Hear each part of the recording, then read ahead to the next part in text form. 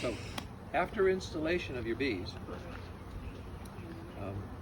the next day you open the hive and remove the transport package, the box they came in, and you replace the missing frames.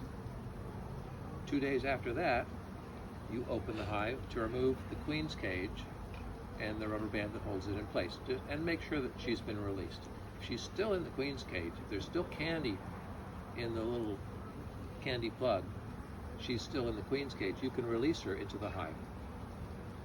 And you leave them alone for a week. After a week, you can open the hive and you can look, but all the wax will be white, all the eggs are white, all the larvae is white, all the syrup is clear, so it'll be difficult to see what's going on.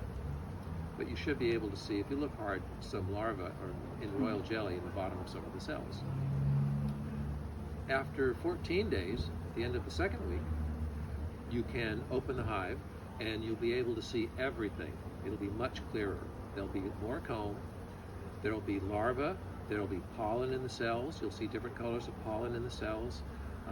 You may see some eggs, but the larvae will be much larger and everything will be much more apparent.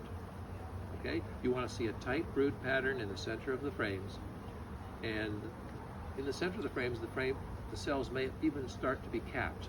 And the cappings will be a little bit, it'll be a faint yellow color to start with.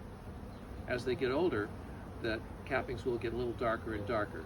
As the bees walk on the wax, they get pollen on their feet, and they walk on the wax, and it turns the wax a little bit yellowish and then eventually brownish.